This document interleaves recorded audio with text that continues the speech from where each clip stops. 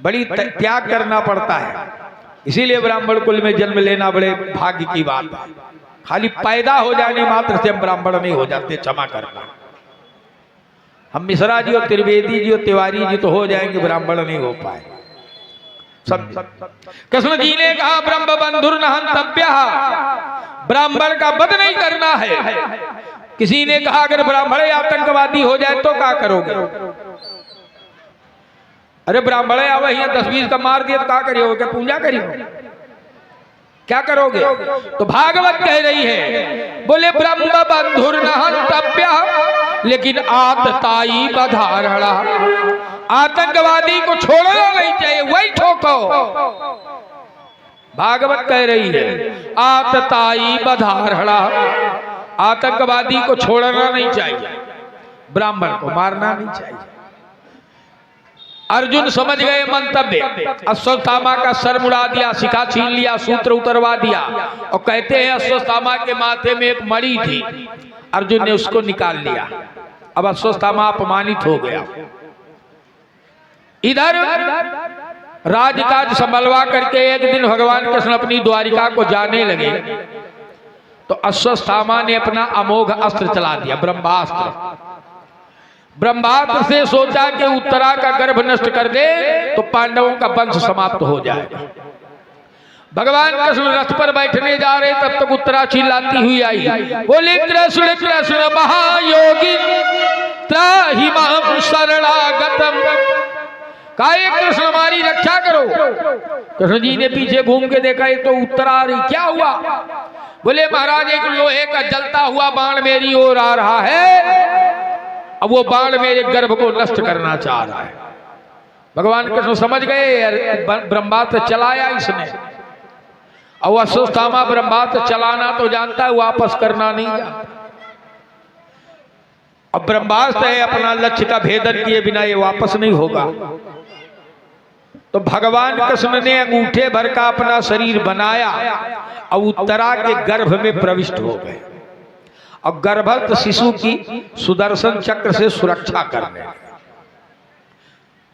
जब ब्रह्मास्त्र का प्रभाव समाप्त हो गया तो भगवान बाहर आ गए।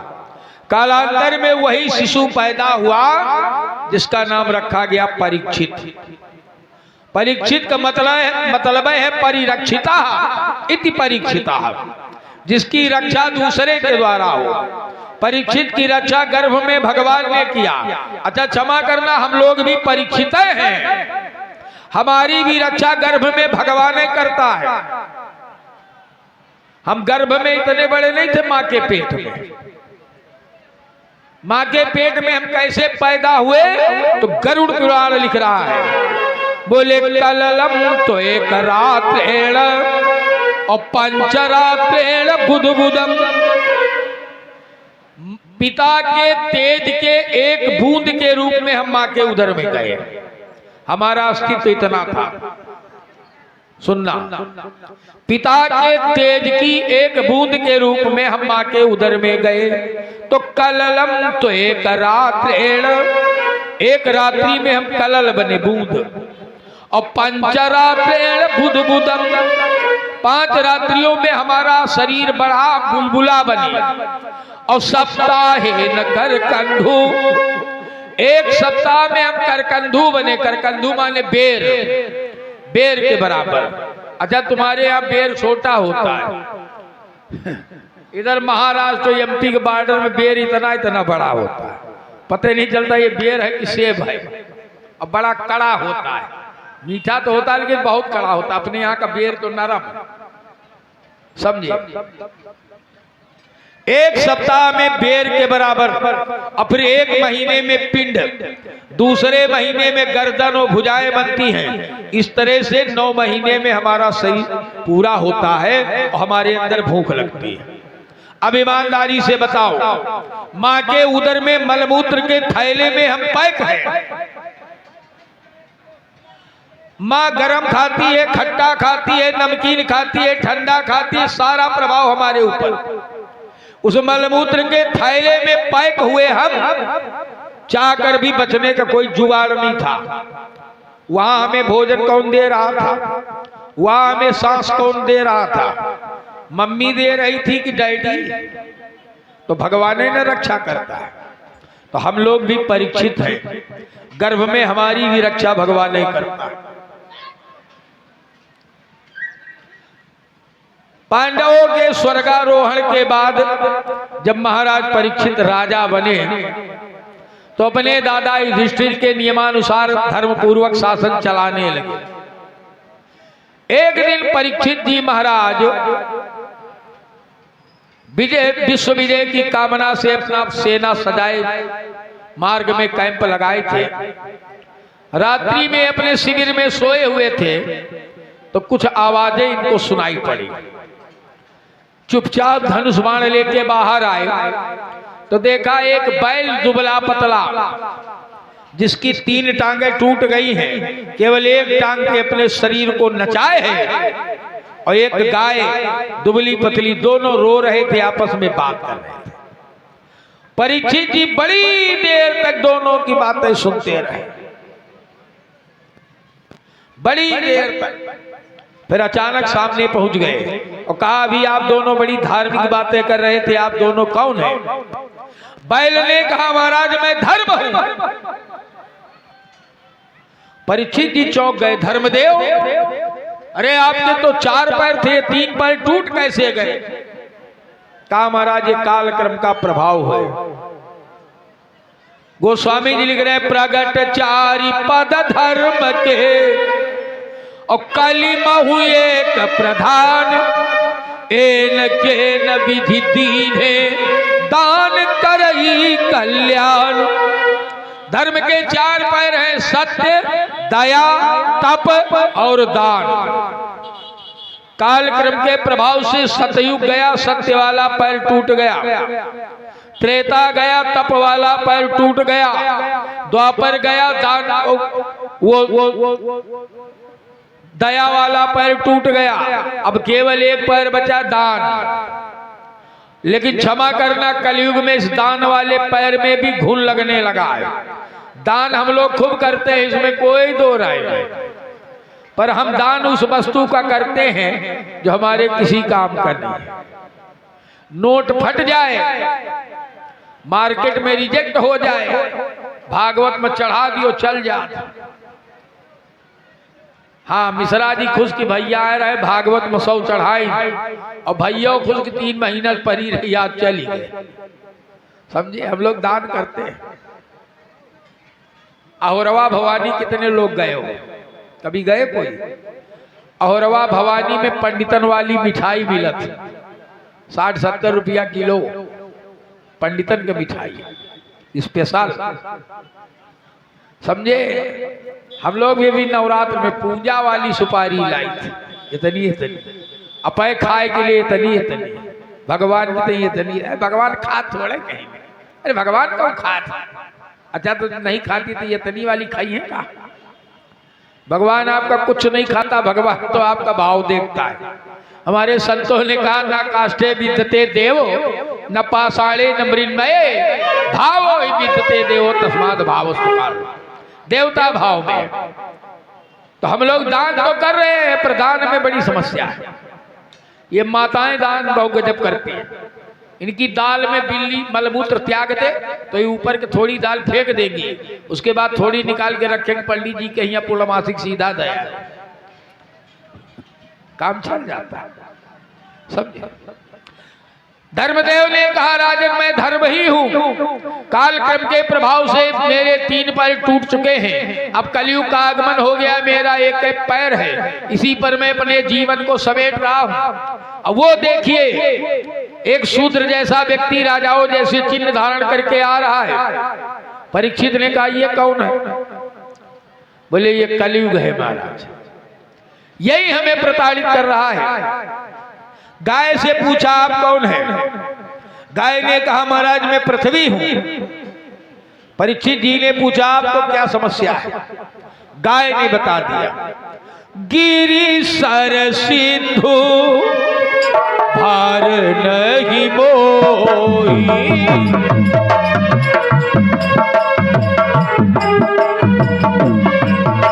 ओ गिरि सर सिंधु भार नहीं मोही।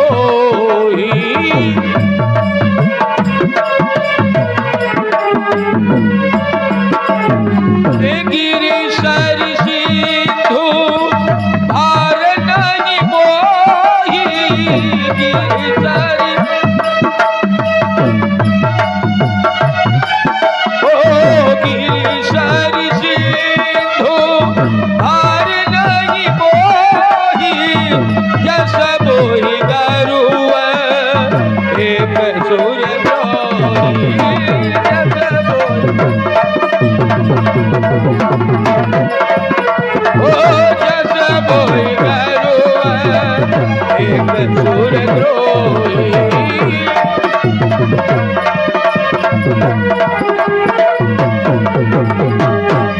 पृथ्वी ने कहा महाराज इतनी नदियां, इतने पहाड़, इतने पठार, इतने नगर, इतने गांव, इतनी जनसंख्या हमारे ऊपर है, इनका भार हमें नहीं महसूस होता, लेकिन अगर एक भी देशद्रोही पैदा हो जाता है तो मैं उसका भार नहीं सहन कर पाती हूँ महाराज। ये कलयुग आ रहा है, अपना प्रभाव दिखा रहा है, इसलिए हम लोग व्याकुल। परीक्षित जी ने कलयुग को मारने के लिए धनुष्मान उठा लिया। कलयुग ने सोचा ये तो सत्यवादी राजा है, मार देंगे, तो उसने हाथ उठाया, हाथ उठाया, कहा महाराज मारिएगा पर पहले मेरी बात सुन लीजिए। दयालु राजा है, बोले बताओ। कलयुग ने कहा आप मुझे क्यों मारना चाहते हैं? ब्रह्मा जी ने चतुर्युगी व्यवस्था बनाई है। सतयुग गया, अब त्रेता आया, त्रेता गया, द्वापर आया, द्वापर गया, अब कलयुग आया। तो द्वापर के बाद तो हमारा नंबर ही है। अगर आप हमको मार देंगे तो फिर 3 युग बचेंगे, 4 युग नहीं रह जाएंगे, सृष्टि का क्रम बिगड़ जाएगा। और आप मुझे क्यों मारना चाहते हैं? परीक्षित जी ने कहा तुम्हारे अंदर बड़े दोष हैं। कलयुग ने कहा हमारे अंदर भले बड़े दोष हों, लेकिन एक सबसे बढ़िया गुण है। कलयुग से बढ़िया गुण किसी भी युग में नहीं था। हम लोग कलयुग को दोष देते रहे, महाराज या कलयुग आए सब कराए हैं। कलयुग के दोष तो देख रहे हो, कलयुग का गुण नहीं देख पाए। 1000 दोष हम कलयुग के देख रहे हैं और एक गुण हमको नहीं दिखाई पड़ रहा है। तो दोष कलयुग में नहीं है, हमारी दृष्टि में है। हम कलयुग का गुण नहीं देख पा रहे, ये हमारी दोष दृष्टि है। दोष तो हम देख रहे हैं, गुण क्यों नहीं देख रहे? पर हमारी मानसिकता है, हम केवल दोष देखते हैं, चाहे समाज के हो चाहे किसी के भी हो, हम केवल दोष देखते हैं। गुण तो अपने दिखाई पड़ते हैं, गुण अपने। कलयुग में भले लाख दोष हो। यही बात भक्ति देवी ने नारद जी से कहा था। भक्ति देवी ने कहा महाराज परीक्षित को चाहिए था कलयुग को मार देते, ये कलयुग खत्म हो जाता। परीक्षित ने कहा देवी कलयुग में भले 1000 गुण दोष हो, लेकिन एक इसका सबसे बढ़िया गुण है। वो क्या? गोस्वामी जी लिख रहे हैं कली कर एक पुनीत प्रताप, कली कर एक,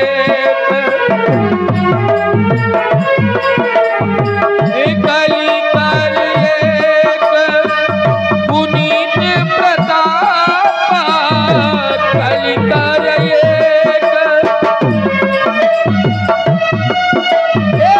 मानस पुण्य होई गई पापा।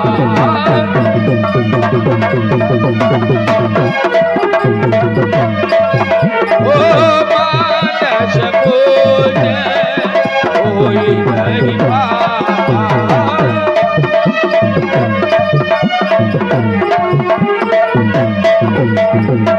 कलयुग का एक सबसे बढ़िया प्रताप यह है कि कलयुग में मानसिक पुण्य तो होता है, मानसिक पाप नहीं होता।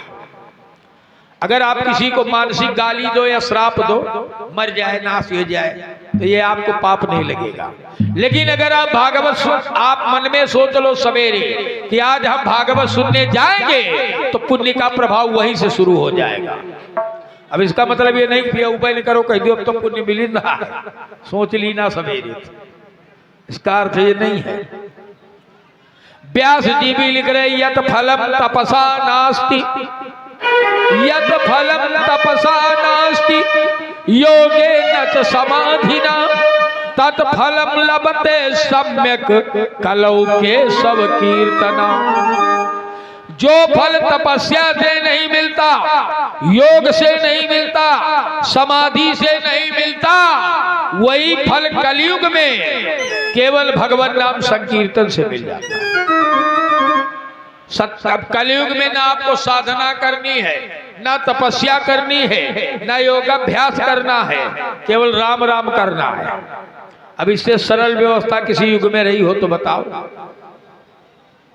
इससे सरल व्यवस्था किसी युग में नहीं। एक निवेदन करें, कलयुग जब शासन पे बैठा तो उसके तीनों बड़े भाई सतयुग, त्रेता, द्वापर तीनों आए और कहा भैया तुम नए नए शासन पर बैठे हो, सत्ता कैसे चलानी हम लोग जानते हैं, किस खाते से कितना कमीशन निकल सकता है, हम तुमको बताएंगे।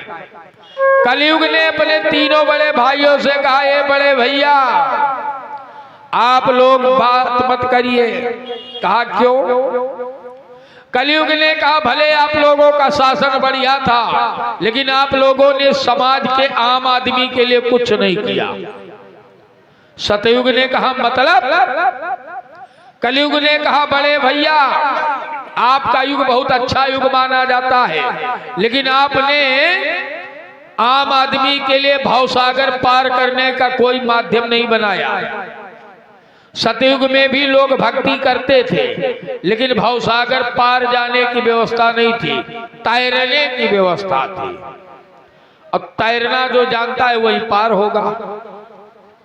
गोस्वामी जी लिख रहे कृत युग सब जोगी भी ज्ञानी और करी हरि ध्यान तरहि भव प्राणी। सतयुग में प्रत्येक व्यक्ति योगी, प्रत्येक व्यक्ति वैज्ञानिक, भगवान का ध्यान करना था। याद रखना कलयुग में ध्यान लगना इतना संभव नहीं है। आंखें बंद करके बैठे रहना ये ध्यान नहीं है। आंखें बंद करके 2-3 घंटे बैठो, शायद 1-8 मिनट का ध्यान लग जाए। ध्यान की प्रक्रिया कठिन है, सरल तो है, खर्चा कुछ नहीं, कहीं भी गमछा बिछा के बैठ जाओ, लेकिन कठिन प्रक्रिया है।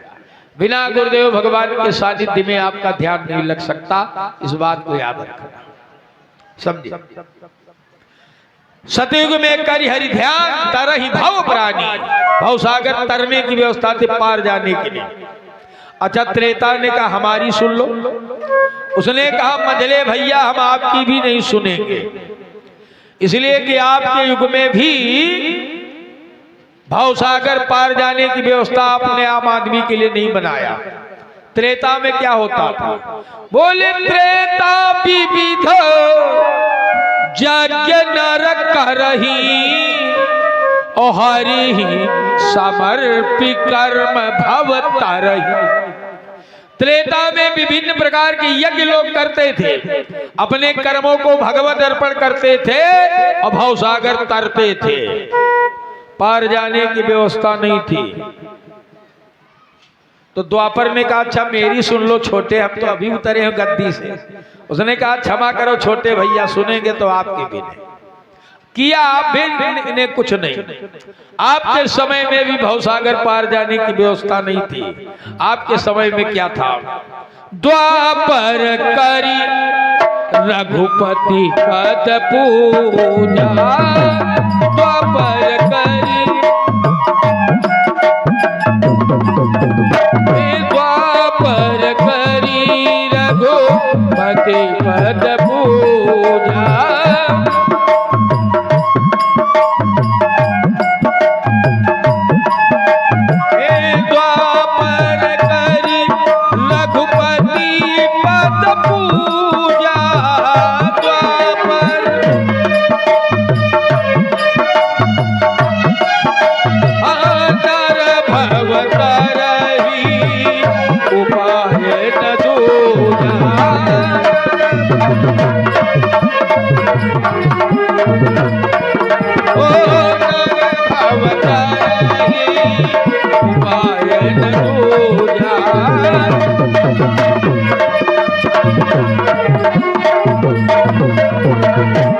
बोले द्वापर करी रघुपति पद पूजा और नर भव तरहि। द्वापर में भगवान की पूजा करके लोग भवसागर तरते थे, पार जाने की व्यवस्था नहीं थी। अच्छा, सतयुग, त्रेता, द्वापर ने कलयुग से पूछा तुम क्या करोगे? बोले भैया हम तो कलयुग में ऐसी व्यवस्था करेंगे संसार का आम आदमी भी भवसागर पार हो जाए, तो क्या करोगे? बोले कलयुग केवल एक ही मार्ग है, ओनली वन वे, दूसरा कोई मार्ग नहीं है, याद रखना। कलयुग केवल बोले हरि गुण गाहा और गावत नर पावहि भव था। कलयुग की विशेषता है भगवान का नाम लो और भवसागर की थाह लगा लो। अच्छा, एक पैंट वाले बाबूजी गोस्वामी जी के पास आए, कहा महाराज राम का नाम लेने से कलयुग में भवसागर की थाह लग सकती? बोले हाँ। तो कहा महाराज हम लोगों के सामने समस्या है। कहा क्या है समस्या? अब बोले हम लोग पैंट शर्ट वाले बाबूजी हैं, अब थाह लगाने के लिए तो पैंट वैंट सब उतारना पड़ेगा, अब हम जूता उतारे, मोजा उतारे, कुछ काम नहीं चल सकता, इसको कुछ छोटा कर दो भवसागर को, कुछ काम चल जाए। तो गोस्वामी जी ने पैंट वालों के लिए कहा, ये भैया अगर आप लोग नाम लोगे तो बोले यह चरित जगा वही हरि पद पावही तेन परहि भव कूपा। भवसागर को कूप बना दिया, कुआं। कहा आप तो लांघ जाओगे। कुछ पैंट वाले आए, महाराज कुआं भी कहीं कहीं बहुत बड़े होते हैं। पहले रायबरेली में रहा एक बड़ा कुआं, हम लोग बचपन में देखने जाते, तो कुआं भी बड़े बड़े होते हैं, तो इसको और छोटा नहीं कर सकते हो, इतना टांगे न फैलाओ पड़े। मान लो सकरी पैंटे हैं, अब तो इतनी टाइट पैंटे हैं कि सांप वहां घुस जाए तो निकल ही नहीं सके, पैंट का हंसिया से फाड़ पड़े, गजब फैशन, समझे? तो कहा कुछ छोटा कर दो। तो गोस्वामी जी ने लिख दिया, कहि सुनहि अनुमोदन करहि, कहि सुनहि ओ कहि सुनहि अनुमोदन करहि।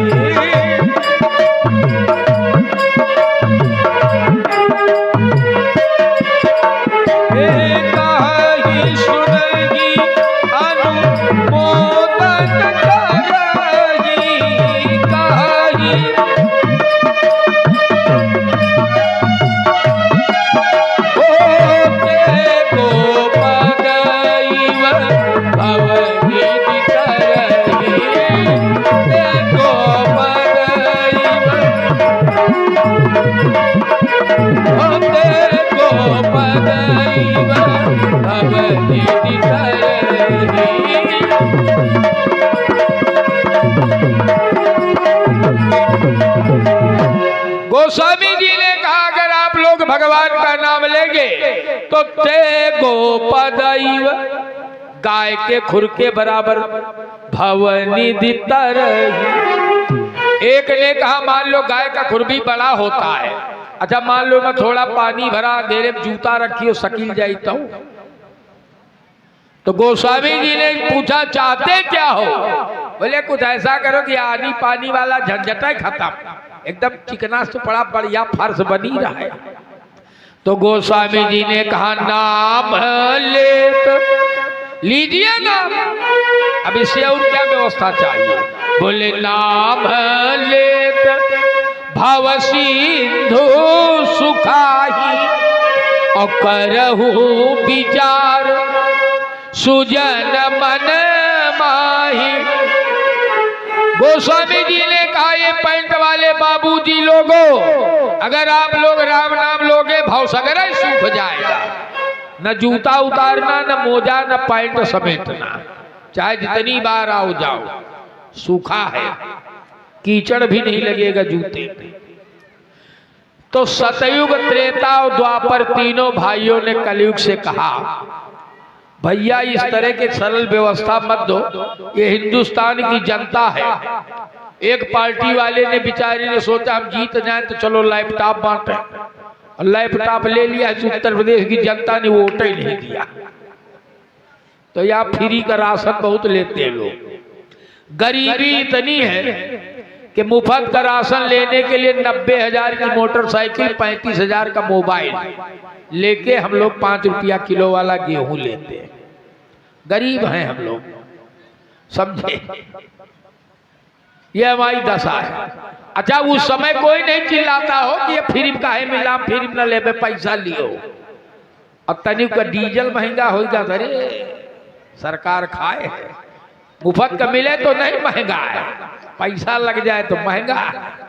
वाहरी मानसिकता। कलयुग से कहा तुमने इतना सरल बना दिया कि कलयुग में जिंदगी भर व्यक्ति पाप करेगा और मरने के समय राम राम करेगा, भवसागर पार। कलयुग ने कहा निश्चित पार। तीनों ने कहा भैया ये इतनी छूट ठीक नहीं है, फिर आदमी पुण्य कर्म नहीं करेगा। कलयुग बड़े जोर से मुस्कुराया और उसने कहा ये भैया ये सत्य है कि कलयुग में अगर एक बार भी व्यक्ति राम का नाम लेगा तो भवसागर पार हो जाएगा। लेकिन एक बात और जान लो, मेरा प्रभाव इतना होगा कि कलयुग में एक यंत्र बनाएंगे वैज्ञानिक लोग जिसका नाम होगा मोबाइल। लोग बैठेंगे कथा में लेकिन चलाएंगे मोबाइल। राम नाम लेने का मौका मिलेगा तब न भवसागर पार हो। ये कलयुग का प्रभाव है। राम नाम निकलबे नहीं करेगा मुंह से, समझे? नहीं निकलेगा मुंह से, कैसे भवसागर पार हो जाओ। परीक्षित जी ने आज कलयुग को धमकाना शुरू किया। एक कलयुग मार दूंगा। कलयुग ने कहा मारने से कोई फायदा है नहीं, अब मेरा नंबर है, मैं आऊंगा। परीक्षित ने कहा लेकिन याद रखो जहां तक मेरा शासन है वहां तक तुम अपना प्रभाव नहीं फैला सकते। कलयुग ने कहा यह बात ठीक है, जब तक आप जिंदा रहेंगे और जहां तक आपका शासन है मैं अपना प्रभाव नहीं फैलाऊंगा, लेकिन मेरे रहने के लिए कुछ जगह दीजिए। आखिर फिर रहूंगा कहां? तो देखो परीक्षित उदारवादी राजा है। देखो उदारता होनी चाहिए जीवन में, अच्छी बात है, लेकिन उदारता भी नियंत्रित हो। भावुक बनो लेकिन भावुकता संतुलित हो, नहीं मामला बिगड़ जाएगा। दशरथ जी कैकेयी पास गए, देखा रानी गुस्सा है, तो पति है जोश में बोल गए पत्नी से। हम लोग भी जोश में बोल देते हैं। हमें एक जने बोले कहे तुम्हारे लिए चांद तारे तोड़ लाएंगे। हम कहा 3 छह अंबिया टूरी नहीं टूटी नहीं, चांद तारा तोड़ लेंगे। बेवकूफ कहीं, हाँ चांद तारा इनके बप्पा के बनाए हैं, टूट लेंगे। समझे? जोश में बोलो लेकिन होश में बोलो। दशरथ जी जोश में बोलो, कैकेयी ने कहा दुई वरदान नहीं दे सके। अरे बोले दुई के 4 ही मांग मुकुले। अब दशरथ से पूछो दुई वरदान मांगे गए तो तुम मर गए, 4 मांग लेते तुम्हारा भंडारा भी हो जाता। समझ में आ रही बात? और बड़ा गजब का जोश में बोले, कौ कई रंग कई करो नरेशु, किस रंग को राजा बना दे। उसने कहा भरत जैसे रंग को राजा बनाओ। काहे मर गए? बनाओ। कौ कई नृपत निकासो देशु, किस राजा को देश से निकाले। उसने कहा राम राजा को निकालो। फिर काहे मर गए? निकालो। तो जोश में बोलो लेकिन होश हो। परीक्षित जी भी उदारवादी राजा। कलयुग ने कहा तब तक हमें कुछ स्थान दे दो, तो दे दिया। जैसे ही कलयुग ने प्रार्थना किया तो बोले पार्थयामि तदा तस्मै स्थानानि कलये ददौ। कलयुग को स्थान दे दिया। द्यूतम पानम स्त्रिया सूना यत्रा धर्म चतुर्विधा। उसने प्रार्थना किया तो 4 जगह स्थान दे दिया। बोले द्यूतम, जहां जुआ खेला जा रहा हो, ताश खेले जा रहे हो, क्षमा करना वही अधर्म है, और जहां अधर्म है वही कलयुग है। द्यूतम। आपके पड़ोस में एक गांव में मानस सम्मेलन होता था, अब नाम नहीं लेंगे गांव का। एक दिन हम एक शुक्ला जी के भोजन करने गए, गांव के एकदम बुजुर्ग लोग बैठे ताश खेल रहे थे। अब वो जुआ वाला जो लकड़ी मैं लिखा पढ़ी हो तो एक आदमी कलम लेके बैठा। हमने कहा बताओ इनकी उम्र कथा सुनने की है और ये जुआ खेल रहे हैं, अब इनके बच्चे क्या खेलेंगे आप कल्पना करो। हमने यही बताया अभी प्रारंभ में कि यदि यदि आचरत श्रेष्ठो तत् तरे देवतरे जनाः शायद प्रमाणम कुर्ते लोकस्मृतिवर्तते। तो पहले हम सुधरें तब हमारी संतानें सुधरेंगी। और एक निवेदन फिर कर देते हैं, संतान को पुरस्कार नहीं दोगे तो एक दो दिन एक दो महीना एक दो साल रोएगा, लेकिन अगर संस्कार नहीं दिया तो पूरे जीवन रोएगा। इस बात को याद रखना, समझे। संस्कार विहीन स्थिति ये है कि बाप मर गया, डेड बॉडी घर में रखी है, बेटा विदेश में है, बेटा ने पड़ोसी को फोन कर दिया पिताजी का अंतिम संस्कार करवा दो, खर्चा हम भेज देंगे। कमवाओ बेटे से विदेश में पैसा, पैसे लगेगा हाथ कुछ नहीं लगेगा, यहीं सड़ेंगे पड़े पड़े, डेड बॉडी को कब तक पड़ी रहे पता नहीं। बेटे को टाइम नहीं है विदेश से आने का। ये क्या है? यही तो संस्कार विहीन जीवन है। उनको सिखाया ही नहीं माँ बाप की सेवा कैसे करें, इसलिए कि हमने खुद ही नहीं किया तो हम बच्चों को क्या सिखाएं। समझ में आई बात? इसलिए बच्चों में संस्कार दो। धन नहीं है काम चल जाएगा, घर नहीं है काम चल जाएगा, वस्त्र नहीं है भोजन नहीं है काम चल जाएगा, लेकिन अगर जीवन में संस्कार नहीं है तो फिर आप जिंदा जिंदा भी पशु के समान हो। इस बात को याद रखना। ते मर्तलोके भूइ भार भूता मनुष्य रूपेण मृगास। समझिए, कलयुग को स्थान दे दिया। बोले द्यूतम, जहां जुआ खेला जा रहा, ताश खेले जा रहे, पानम जहां शराब पी जा रही हो वह कलयुग, स्त्रियां जहां व्यभिचार हो रहा हो वह कलयुग का निवास, और सूना जहां एक दूसरे की चुगली। जिज्जी उनका जाने हो, उनका बिटीवा भाग के फलाने के लड़का के साथ एक दूसरे की चुगली। समझे? बोले यत्रा धर्म चतुर्विधा, चार जगह धर्म, और यही कलयुग। अच्छा, परीक्षित जी जानने लगे तो कलयुग ने कहा महाराज चार स्थान तो आपने अपनी तरफ से दे दिया, अब एक हम मांग ले। बताया परीक्षित उदारवादी, बोले हाँ हाँ मांगो। तो उसने कहा पुनश्च याचमान आय जात रूप मदात प्रभु। कहा महाराज हमको सोने में स्थान दे दो। परीक्षित ने यो मस्तु कह दिया। अब सोने में भी कलयुग है। अब सोने का मतलब चाहे सोना माने गोल्ड समझ लो और चाहे सोना माने स्लीप, दोनों सोने में कलयुग है। जिस घर के लोग सूर्योदय के समय तक सोएंगे वहां भी कलयुग है, और जिस घर में ज्यादा बिस्कुट जमा है सोने वाले वहां भी कलयुग है, याद रखना। और जैसे ही परीक्षित जाने लगे कलयुग ने सोचा सोने में स्थान मिला है, महाराज परीक्षित सोने का मुकुट लगाए हैं इसी में चढ़ो।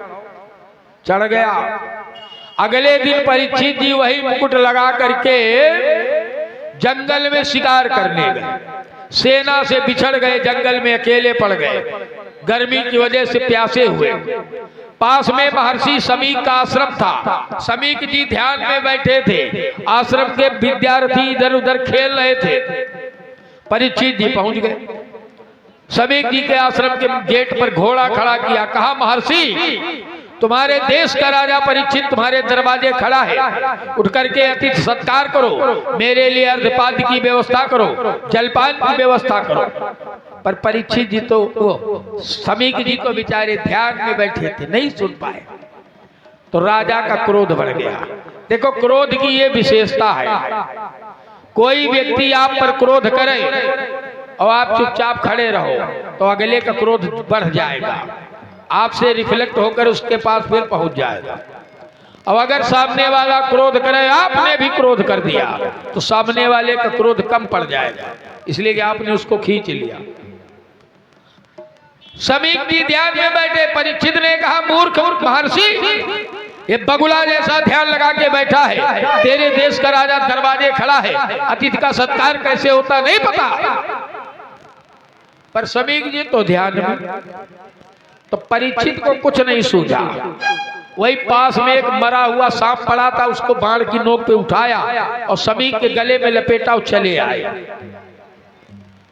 इधर आश्रम का कोई विद्यार्थी खेलता हुआ आश्रम में आया, देखा गुरुजी के गले में मरा सांप, तो दौड़ के गया। महर्षि समीक का बेटा खेल रहा था पास में, जिसका नाम है श्रृंगी। एक निवेदन करें, श्रृंगी नाम के 2 संत हैं। एक वो श्रृंगी हैं जिन्होंने दशरथ का पुत्रेष्टि यज्ञ कराया, वो महर्षि विभालक के पुत्र हैं, और ये श्रृंगी समीक का पुत्र है, बालक है अभी। श्रृंगी ने पिता के गले में मरा सांप देखा तो सांप को हाथ में ले लिया और श्राप दे दिया। बोले यो में पितु स्कंद देश प्राचिपत मृत पन्नगा समय सप्तमे दर्शे तक्ष को दक्ष ध्रुवम। समीक के बेटे श्रृंगी ने श्राप दे दिया सांप को उठा करके कि जिसने भी मेरे पिता के गले में मरा सांप डाला है, यही सांप आज के 7वें दिन तक्षक बनकर उसको डसेगा, उसकी मृत्यु हो जाएगी। और जैसे ही बेटे के मुंह से श्राप निकला, समीक की दृष्टि खुल गई। बेटे को रोते देखा, कहा बेटे तू नहीं जानता तूने किसको श्राप दे दिया। अरे बेटा वो हमारे राज्य के बड़े धर्मात्मा राजा थे, महाराज परीक्षित। मैं ध्यान में बैठा था, वो प्यासे थे, चाकर में उन्हें पानी नहीं पिला सका, उनका स्वागत नहीं कर सका। वो राजा है, राजा सबका पिता होता है बेटा, अब पिता को डांटने का अधिकार है, पर हम लोग ब्राह्मण हैं, हमें श्राप देने का अधिकार नहीं है। सब श्रृंगी ने कहा पिताजी अब तो श्राप निकल गया। समीक जी ने अपने आश्रम के एक विद्यार्थी को भेजा, कहा जाओ महाराज परीक्षित को सूचना दे दो कि आज के 7वें दिन तक्षक के काटने से तुम्हारी मृत्यु हो जाए, बचने का जो भी उपाय कर सकते हो कर ले। इधर परीक्षित जब घर में आए और ये मुकुट उतारा, कलयुग के प्रभाव से मुक्त हुए, तो रोने लगे परीक्षित।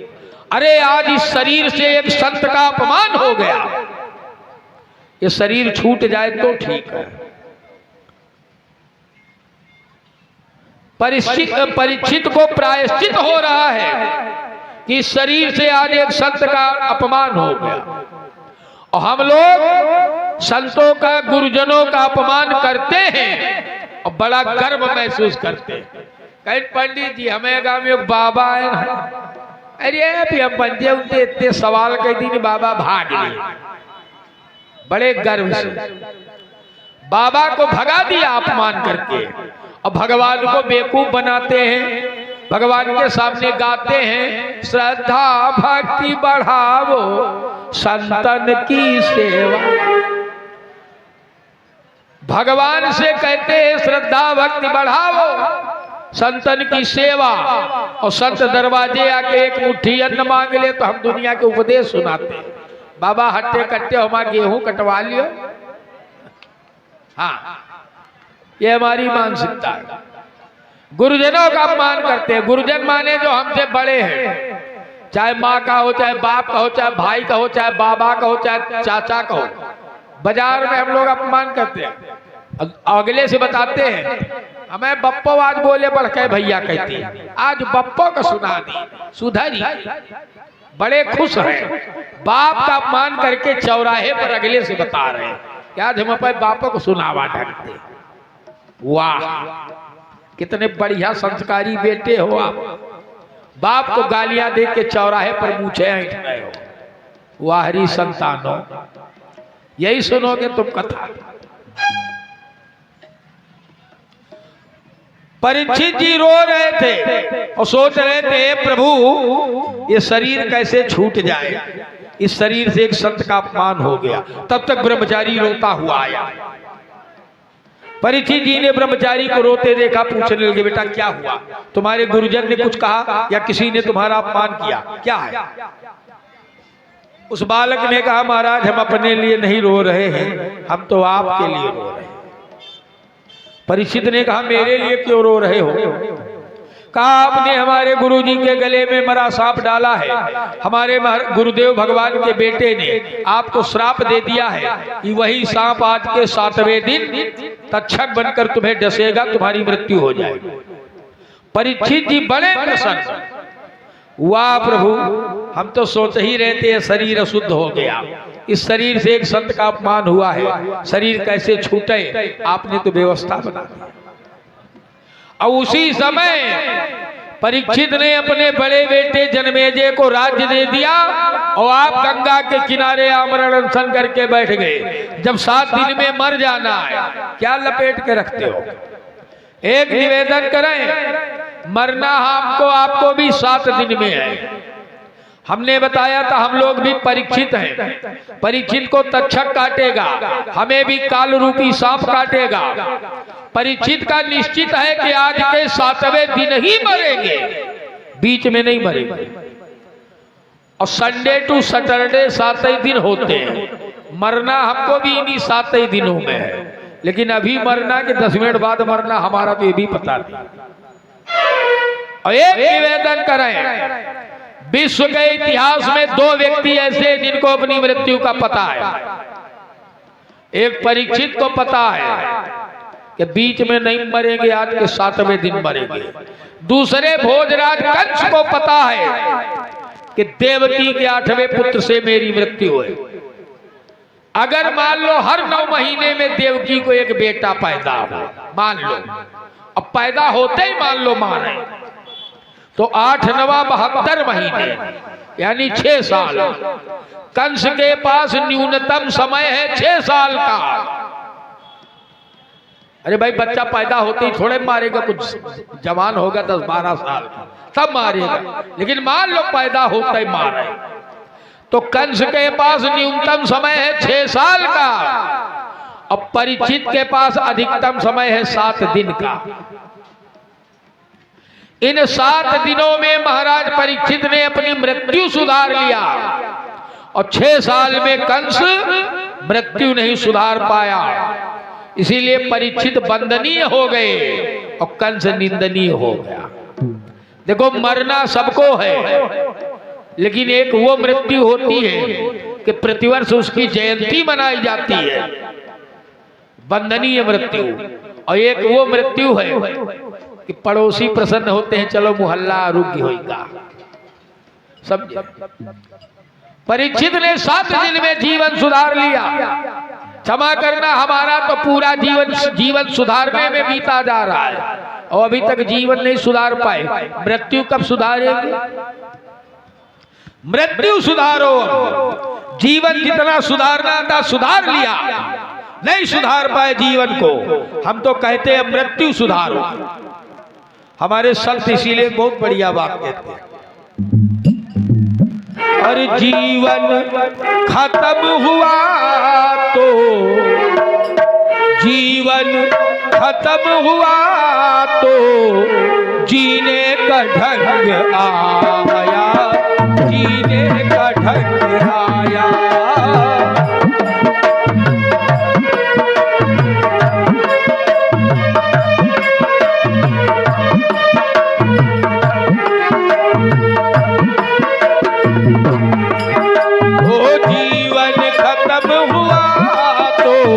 जीने का ढंग आया, जीने का ढंग आया।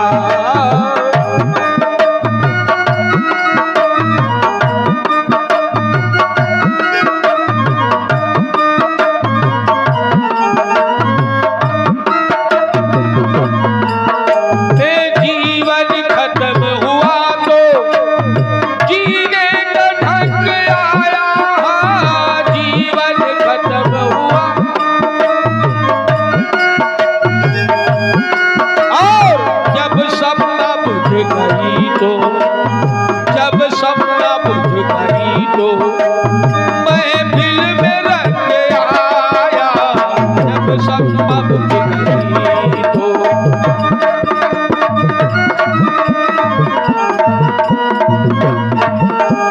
जीवन खत्म हुआ तो जीने का ढंग आया, जीवन खत्म हुआ तो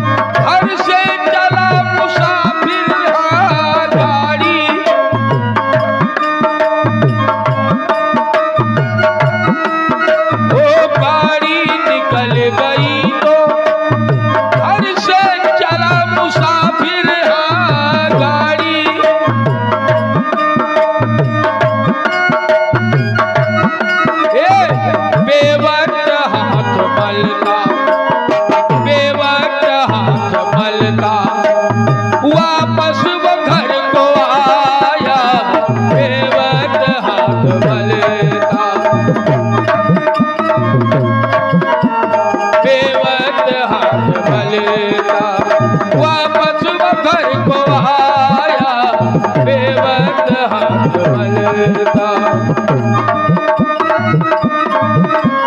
जीवन खत्म हुआ तो जीने का ढंग आया, जीवन खत्म हुआ तो।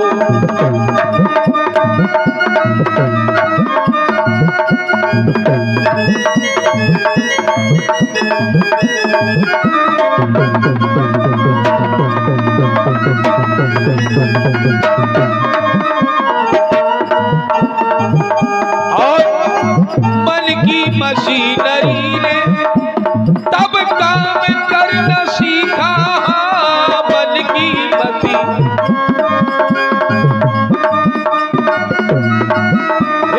मन की मशीनरी ने तब काम करना सीखा, मन की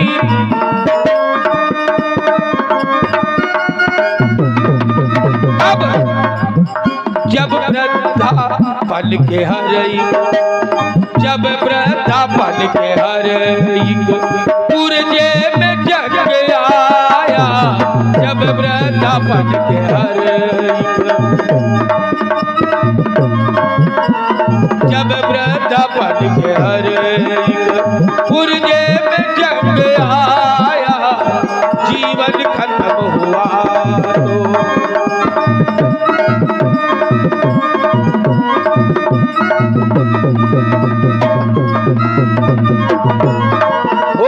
जीवन खत्म हुआ तो जीने का ढंग आया, जीवन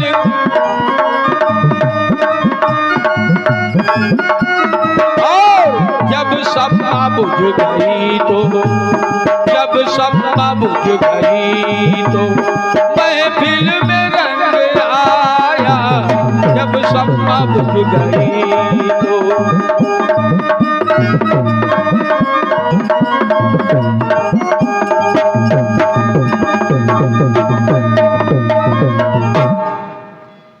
तो हमें जीवन जीने की कला तब आती है जब हमारे पास जीवन जीने का समय नहीं होता है।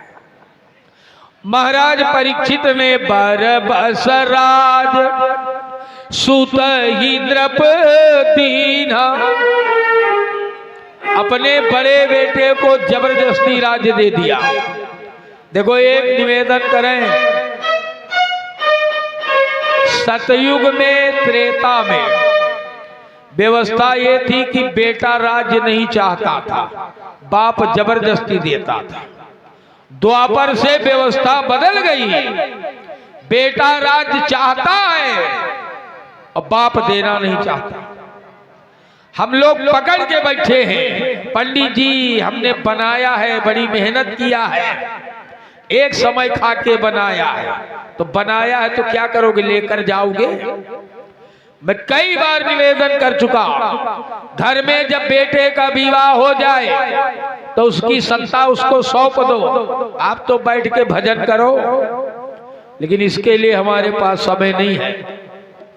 हम तो लगे हैं भाई, हमने बनाया है पंडित जी, जिंदा जिंदा कैसे दे दें, तो मरने के बाद तो वैसे भी वो छीन लेंगे। बेटे की सत्ता बेटे को दे दो, इसलिए कि गृहस्थ आश्रम में हमारा कर्तव्य कब तक है, जब तक बेटी बेटे का विवाह नहीं हो जाता। समझिए, विवाह होने के बाद आप उसको उसकी सत्ता दे दो, आप बैठ के भजन करो, और ये हमारा व्यक्तिगत अनुभव, बढ़िया से रोटी खाओगे। और जब तक पकड़े बैठोगे, बड़कवा कहेगा छोटकऊ को ज्यादा दे रहे, छोटकवा कहीं बड़कऊ को ज्यादा दे रहे, और ये हिमगारी खाओ। बढ़िया जिंदगी जीना हमारा अनुभव है, सौंपो आराम से, मस्ती से रहो, कुछ नहीं करना, समझिए। और नहीं दोगे तो देखो भाई अपना हक छीन लेंगे, फिर अखबार में निकलता है बेटे ने बाप को कुल्हाड़ी से काटा। समझ में आई? परीक्षित जी गंगा के तट पर आमरण अनशन करके बैठ गए। बड़े बड़े अमलात्मा, विमलात्मा, धर्मात्मा, महात्मा सब आए और सब परेशान। परीक्षित का एक ही प्रश्न है सबसे कि मरने वाले व्यक्ति का क्या कर्तव्य है।